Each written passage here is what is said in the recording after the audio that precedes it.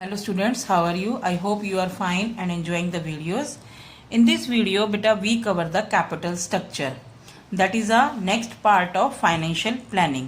तो financial planning जो हमने प्रीवियस वीडियो में की थी उससे पहले मैंने आपको फाइनेंशियल डिसीजन से बताया था. तो जिन्होंने फर्स्ट टाइम इस वीडियो को देख रहे हैं प्लीज पीछे प्रीवियस वीडियो को देखिए ताकि आपको कंसेप्ट क्लियर हो जाए. For that you have to subscribe the channel. तो कैपिटल स्ट्रक्चर होता क्या है? Capital structure refer to the mix between owners fund and borrowed fund. आप लोगों को +2 में है बेटे ऑनर फंड और बोरोड फंड का मीनिंग क्लियर है. यानी कि ऑनर फंड होते हैं आपके शेयर होल्डर और बोरोड फंड में आपके डिबेंचर होल्डर. ठीक है बच्चों. तो एक्चुअली कैपिटल स्ट्रक्चर इन दोनों का मिक्स है, उसी को मिक्सचर है, इसी को हम कैपिटल स्ट्रक्चर कहते हैं. जैसे मैंने एक एग्जांपल के या आपको बताया है कि लायबिलिटी साइड बैलेंस शीट में कैसे होती है. Liability first is your owner fund, तो कैपिटल और कैपिटल शेयर अगर हम पार्टनरशिप कर रहे हैं तो कैपिटल आएगी, और अगर हम कंपनी को प्रेफर करते हैं तो share capital plus preference capital. तो दोनों एक ही बात है. बोरोड फंड में आपकी लॉन्ग टर्म फॉरिंग्स, डिवेंचर्स और मोर्टेज लोन आते हैं. तो एक्चुअली इन दोनों चीजों का कॉम्बिनेशन ही आपका कैपिटल स्ट्रक्चर कहलाता है. Combination of owned and borrowed capital in the balance sheet is known as capital structure. Clear बेटे आपको? Next, it will be said to be optimum. Optimum means best. कब होता है ये proportionate? When the proportion of debt and equity, यानी कि इन दोनों का जो combination है वो is such that it result, जिसका result increase in the value of equity share, यानी कि मार्केट में आपके शेयर की वैल्यू को इंक्रीज कर दे. समझ रहे हो? मैंने आपको फर्स्ट लेक्चर में इसी चैप्टर के में बताया था वेल्थ मैक्सिमाइजेशन, कि जो आपका फाइनेंशियल मैनेजर है वो क्या होता है, मेन ऑब्जेक्टिव क्या होता है. एक तो उसको सही प्रॉपरली फंड को अरेंज करना सही समय पर और सही सोर्सेज से. सेकेंड, उसका मेन ऑब्जेक्टिव होता है wealth maximization of the share holder, यानी कि market value of the share should be increase. तो ऑप्टिमम स्ट्रक्चर कौन सा होगा? जिससे कि आपके इक्विटी शेयर की वैल्यू, मार्केट वैल्यू इंक्रीज हो जाए. द प्रोपोर्शनेट ऑफ डेप्ट इन द ओवरऑल कैपिटल. यहां पर मैं ओवरऑल कैपिटल कह रही हूं, तो अगर देखो बेटे यहां पर हम ओवरऑल कैपिटल ही कहते हैं. जब आप कंपनी की बैलेंस शीट बनाते हैं तो उसमें इक्विटी एंड लायबिलिटी आती है, तो that is a overall capital. तो overall capital of the firm is called financial leverage और कैपिटल गियरिंग. मींस डेप्ट का कितना प्रोपोर्शनेट आपने कैपिटल स्ट्रक्चर में मिक्स किया है उसको आप फाइनेंशियल लीवरेज, कैपिटल गियरिंग और ट्रेडिंग ऑन इक्विटी भी बोलते हैं. ट्रेडिंग ऑन इक्विटी, कोई भी वर्ड आ जाए तो आपको ये मीनिंग डिफाइन करना है एग्जाम में. कैलकुलेटेड एज डेप्ट इक्विटी रेशियो, डेप्ट अपॉन इक्विटी और डेप्ट divided by dept plus equity. When the proportion of डेप्ट in the total capital is high, यानी कि इक्विटी के कंपैरिजन में डेप्ट आपने ज्यादा ली है, then the firm will be called highly levered, highly leverage. बेटा ये 1 मार्क्स में क्वेश्चन आ सकता है, इसीलिए मैंने इसको अंडरलाइन किया है कि जब प्रोपोर्शनेट ऑफ डेप्ट is more than the equity is known as कि firm is highly leverage. But when the proportionate of debt is in the total capital is less, then the firm will be low levered. आपको समझ में आ गई capital structure होता क्या है? It is a just combination of debt and equity capital. Then the firm will call low levered. बेटे इस regarding में इंपॉर्टेंट पॉइंट्स हैं रिगार्डिंग कैपिटल स्ट्रक्चर. 2 चीजें हम लोगों ने मेन ध्यान रखनी है. Concept of risk and return. तो पहले आपको ये आपके हालांकि बुक्स में नहीं मिलेगा, लेकिन इसको कंसेप्ट को क्लियर होगा नॉलेज के, क्योंकि आपने +2 के बाद सीपीटी भी करनी होती है या कोई एंट्रेंस के लिए हो सकते हैं. तो ये चीजें नॉलेज गेन की हैं, और जो मेरा चैनल है वो भी आपको नॉलेज गेन के लिए बनाया गया है. तो that's why I am focus on this topic या कंसेप्ट आल्सो. तो सबसे पहले concept of risk and return. Return on an investment is the financial outcome for the investor. Investor आपको पता ही है जो आपको लोन देंगे, तो कहते हैं कि उस इन्वेस्टमेंट पर इन्वेस्टर को कितना पैसा वापस मिल रहा है। जैसे मान लो आपने 2 लाख लगाए, आपको 10% मिल रहे हैं, तो 2 लाख का 10% कितना हो जाएगा 20,000। तो ये आपका return on investment financial outcome होता है। तो इसको देखेंगे, देखो रिटर्न जो लिखा आया, मैंने जैसे भी आपको 20,000 बताया, कैसे निकाला हमने, अमाउंट रियलाइज हुआ जो minus amount invested risk is present.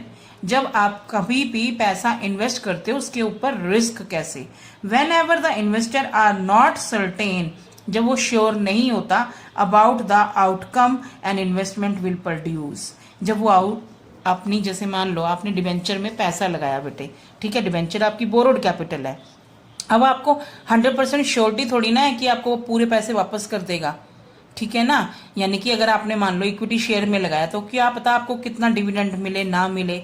तो ये क्या होता है कि रिटर्न क्या होती है कि जो अमाउंट आपको मिला है उसमें कितना अमाउंट प्रेजेंट है, जब इन्वेस्टर को श्योरिटी ना हो कि उसने जो पैसा लगाया है वो आपको आउटकम देगा।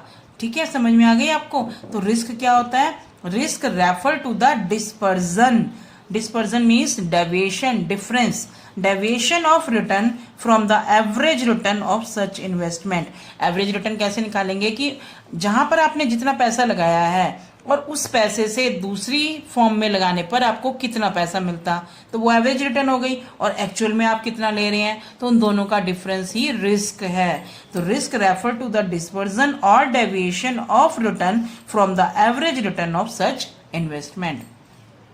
बेटे इसको रिस्क को मेजर करने के लिए, risk is measured by calculating standard deviation. Standard deviation, risk and return have direct relationship. बेटे जो रिस्क है वो आपकी डायरेक्ट रिलेशनशिप है प्रॉफिट में, जितना रिस्क होगा उतनी ही आपको रिटर्न ज्यादा मिलेगी। ठीक है, अगर यहाँ पर रिस्क नहीं होगा तो आपको प्रॉफिट भी कम मिलेगा। तो इसमें 2 रूल आते हैं, thumb rule, higher the risk, thumb rule, ठीक है, and greater is the return demanded. जितना रिस्क इन्वॉल्व होगा उतना ही आपको रिटर्न होगा। बेटा ये बात इसलिए की जा रही है क्योंकि देखो अगर आपने डेप्ट को इंक्लूड किया है तो आप क्या करेंगे, अगर उसकी समय पर इंटरेस्ट नहीं दे पाए या आपने उसकी वापस रिडीम समय पर नहीं किया, तो जो डिबेंचर होल्डर्स हैं आपकी कंपनी को बंद करा सकते हैं, आपकी एसेट्स को सोल्ड कर सकते हैं, तो आपकी कंपनी बंद हो जाएगी ऑटोमेटिकली। और अगर इक्विटी शेयर होल्डर्स को आपने समय पर प्रेफरेंस शेयर होल्डर को डिविडेंड नहीं दिया, वहां पे इंटरेस्ट था, यहाँ पर डिविडेंड है, अगर वो समय पर नहीं दिया तो उनके बीच में डिससेटिस्फेक्शन हो जाएगी। डिससेटिस्फेक्शन होगी तो क्या होगा, वो अपने शेयर्स बेचने शुरू कर देंगे, और जब शेयर मार्केट में बिकने के लिए आ जाएंगे तो market value of your company will also down. जब कंपनी की पोजीशन डाउन जाएगी तो लॉस ही है। तो यहाँ पर हम उन्हीं रिस्क को कंसीडर कर रहे हैं कि हमने अगर डेप्ट लगानी है, अगर आपकी फाइनेंशियल पोजीशन अच्छी है तो आप डेप्ट भी लगाएंगे, क्योंकि डेप्ट जो है चीपर कॉस्ट सोर्स है, चीपर मीन सबसे सस्ता सोर्स है ऑफ इक्विटी फंड अवेलेबल का, यानी कि फंड को अरेंज करने का सबसे सस्ता सोर्स है, लेकिन ये बहुत रिस्की है। तभी मैंने यहाँ पर कहा कि thumb rule higher the risk, अगर जितना ज़्यादा रिस्क हायर होगा उतना ही प्रॉफिट मिलेगा, लेकिन एक कंडीशन पर। वो कंडीशन कैसे एनालाइज करेंगे वो मैं अभी आपको बताऊंगी। अब इसमें कहा बिजनेस रिस्क होता क्या है, व्हेन ऑपरेटिंग, बिजनेस को ऑपरेट करने की कॉस्ट ज़्यादा है, then profit situation is low. जब आपकी ऑपरेटिंग कॉस्ट ज़्यादा है तो आपको प्रॉफिट कम बचेगा। Cost of equity is the expected return on equity capital by share holder for assuming risk. वो एज्यूमिंग रिस्क ले रहे हैं ना, तभी तो आपके कैपिटल में उन्होंने इक्विटी भागीदारी लगाई, उन्होंने इक्विटी शेयर को खरीदा। फिर मोर द डेप्ट more the risk for the share holder, and share holder want more return from the company. देखो अगर वो डेप्ट कैपिटल को यूज करते हैं तो उनको रिस्क ज्यादा है कि अगर आपने समय पर पैसा नहीं दिया तो उनकी कंपनी बंद हो जाएगी। जब आप डेप्ट को ज्यादा यूज करते हो तो वो भी बहुत ज्यादा डिमांड करते हैं प्रॉफिट की।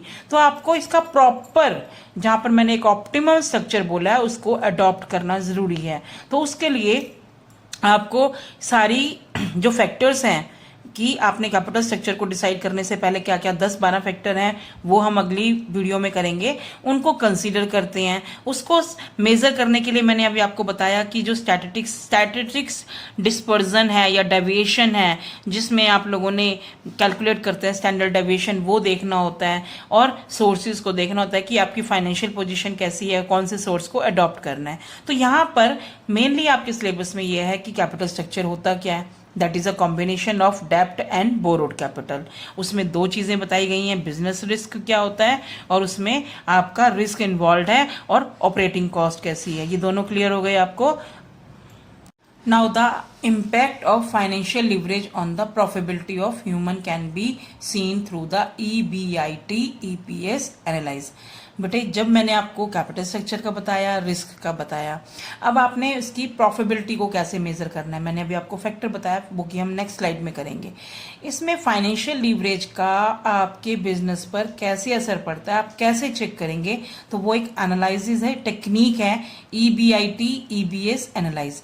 EBIT का मतलब होता है earning before interest and tax, जो कि आप लोग कर चुके हैं। EPS अर्निंग पर शेयर, यानी कि आपकी कंपनी के पास कितने शेयर्स हैं और कितने शेयर होल्डर्स हैं पर शेयर। मैं आपको एक एग्जांपल के थ्रू समझा रही हूं, इसको कोशिश कीजिए। एक कंपनी है एक्स लिमिटेड, उसकी टोटल कैपिटल एम्प्लॉयड 30 लाख है, ठीक है। Rate of interest tax rate जो है 30% है, और EBIT earning before interest and tax, यानी कि तीनों सिचुएशन में हमने 4 लाख देनी है और 3 सिचुएशन अलग अलग लेनी है। जहां पर एक केस लेंगे जहां पर आपने कोई डेप्ट यूज ही नहीं करनी, दूसरा केस लेंगे जहां पर आप डेप्ट यूज करते हो, एक थर्ड केस लेंगे जहां पर आप ज्यादा डेप्ट यूज करते हो। तो फर्स्ट, देयर इज नो डेप्ट अनलीवर्ड बिजनेस। अगर आपको पूछा जाए but define unlevered business is that business where you use only owned capital, ठीक है।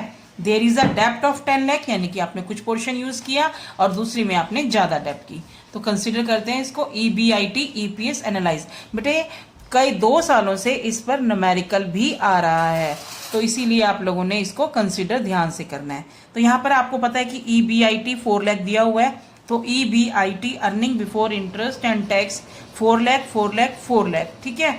तो पहले केस में हमने कहा कि यहाँ पे लिखा हुआ है इंटरेस्ट लिया है 10%, यानी कि जो आपने डेप्ट लिया है दैट इज ऑफ 10%। आपने कंसिडर करना है कि पहले केस में आपको इंटरेस्ट ऑन डेप्ट देना ही नहीं है, क्योंकि ये आपको मालूम है कि आपने जो भी डिविडेंड देना होता है उससे पहले आपने इंटरेस्ट ऑन डिवेंचर्स पे करना होता है। तो फर्स्ट केस में आपका नील है, कोई भी डेप्ट नहीं थी। सेकंड केस में आपने 10 लाख की डेप्ट को यूज किया, जो कि मैंने आपको ऊपर बताया, देयर इज अ डेप्ट ऑफ 10 लाख। तो 10 लाख पर 10% निकाला, 1 लाख का इंटरेस्ट चला गया। फिर नेक्स्ट केस में आपने 20 लाख पर 10% निकाला, 2 लाख का। तो अर्निंग बिफोर टैक्स आ गई, अर्निंग बिफोर टैक्स 4 लाख, और 4 लाख में से 1 लाख माइनस करेंगे 3 लाख, 4 लाख में से 2 लाख, क्योंकि आपको पता है कि डिविडेंड देने से पहले आपने टैक्स डिडक्टेबल है। अब उसके बाद टैक्स लगाएंगे। टैक्स में आपका 30% गिवन है, टैक्स रेट मैंने आपको ऊपर ही कंसीडर कर दिया था 30%, ठीक है। तो आपने किस पे लगाना है, अर्निंग बिफोर टैक्स पे। तो यहाँ पर 4 लाख की इनकम है, तो 4 लाख पर 30% लगाएंगे 1,20,000। यहाँ पर 3 लाख इनकम आई है तो 90,000, और 2 लाख पर 30% 60,000। तो अर्निंग आफ्टर टैक्स आ गई 2,80,000, 2,10,000, 1,40,000। आधा क्वेश्चन यहाँ हो गया। अब आपके पास देखना है नंबर ऑफ शेयर होल्डर्स कितने हैं। बेटे इसमें सिर्फ ओन्ड नंबर ऑफ शेयर देखने हैं। पहले केस में तो आपके पास 30 लाख के 30 लाख हैं, शेयर होल्डर्स ही हैं, तो डिवाइडेड बाय 10 किया तो number of share holders 3 lakh, ठीक है। सेकंड केस में आपके पास 10 लाख की डेप्ट थी, तो 20 लाख के आपके पास बचे शेयर होल्डर, 20 लाख को 10 से डिवाइड किया तो आपके पास कितने आए number of share holders, 2 lakh. फिर थर्ड केस में आपके पास 20 लाख थी डेप्ट, तो 10 लाख रह गए, 10 लाख को 10 से किया तो 1 लाख। तो यहां पर देखिए अर्निंग पर शेयर कैसे निकाली मैंने, जितना आपके पास profit, earning after tax divided by number of share holder, EAT earning after tax divided by number of share. तो इसकी फर्स्ट केस में 0.93, सेकंड केस में आपकी 1.05 और थर्ड केस में 1.40। आपने देखा कि डेप्ट को ज्यादा यूज किया तो आपको higher the dividend per share मिल रहा, अर्निंग पर शेयर हो रही है। बेटा ये एक फर्स्ट सिचुएशन थी जहां पर कंपनी को डेप्ट यूज करने पर मुनाफा हो रहा था, जहां पर ROI is better than cost of डेप्ट, यानी कि जितनी आपकी डेप्ट की कॉस्ट है उससे आपका ROI रिटर्न ऑन इन्वेस्टमेंट ज्यादा आ रहा है, यानी कि प्रॉफिट ज्यादा आ रहा है। Now we consider another situation, another example where डेप्ट को यूज करना आपके लिए बेनिफिशियल नहीं है। Company Y has total capital employed 30 lakh, same लिया मैंने, टैक्स रेट 30%, EBIT मैंने अब कम कर दिया, पहले 4 लाख लिया था, अब 2 लाख लेंगे। तो फर्स्ट सिचुएशन में नो डेप्ट यानी कि अनलीवर्ड फर्म, आपका एक नंबर में पूछा सकता है अनलीवर्ड फर्म का, तो देयर इज अ डेप्ट of 10 lakh of 10%। Second situation, third situation 20 lakh of 10%, same लिया है, just we reduce the EBIT। Now start EBIT EPS analyse, तो particulars, first situation, second situation, third. तो EBIT 2 लाख रहेगा, 10% इंटरेस्ट ऑन डिवेंचर पे करेंगे, तो पहले केस में आपके पास कोई डेप्ट है ही नहीं, अनलीवर्ड है, तो नील आ जाएगा। सेकेंड केस में आपके पास 10 लाख है, 10 लाख का 10% 1 लाख हो गया। थर्ड केस में 20 लाख है, 20 लाख का 10% 2 लाख हो गया। तो इनको डिडक्ट करने के बाद EBIT earning before interest, earning before tax आ जाएगी आपकी 2 लाख, 1 लाख, नील, क्योंकि आपके पास 2 लाख का ही EBIT था, यहाँ पर इंटरेस्ट पूरा चला गया तो आपके पास कुछ भी नहीं बचा। अब टैक्स रेट माइनस करेंगे तो 2 लाख का 30% 60,000 और 1 लाख का 30% 30,000, यहाँ पर नील है, क्योंकि आपकी सारी की सारी जो इनकम थी, जो डिविडेंड का जो प्रॉफिट था, वो इंटरेस्ट ऑन डेप्ट में पे करने में चली गई। अब आपके पास बचा अर्निंग आफ्टर टैक्स 1,40,000 और 70,000। अब नंबर ऑफ शेयर होल्डर्स निकालेंगे, तो यहाँ पर 30 लाख है, 30 लाख का डिवाइडेड बाई 10 3 लाख, यहाँ पर आपके पास 10 लाख की डेप्ट थी और 20 लाख की ओन्ड कैपिटल, डिवाइडेड बाय 10 तो 2 लाख आ गया। थर्ड केस में 20 लाख थे आपके डेप्ट के, 10 लाख थे, तो 10 लाख को 10 से डिवाइड किया 1 लाख, लेकिन यहाँ पर तो हमारे पास कोई प्रॉफिट ही नहीं है डिवाइड करने के लिए, ठीक है। यहाँ पर आपके पास है तो कितना आया, 1,40,000 divided by 3 lakh, 70,000 divided by 2 lakh, यही बचा अर्निंग पर शेयर में, तो 0.47, यहाँ पर 0.35 और यहाँ पर नील।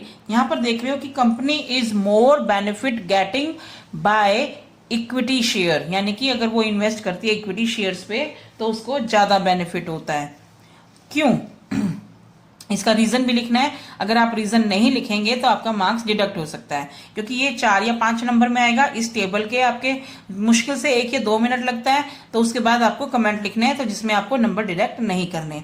EPS earning per share of the Y limited is falling with increase use of डेप्ट, यानी कि ज्यादा यूज करने पर। यहाँ पर तो आपके पास 0.35 बच भी रहा है, यहाँ पर नहीं है। It is because the company ROI return on investment is less than the cost of डेप्ट, यानी कि कॉस्ट ऑफ डेप्ट ज्यादा हायर है ROI से, लेकिन फर्स्ट केस में कॉस्ट ऑफ डेप्ट is less than the ROI।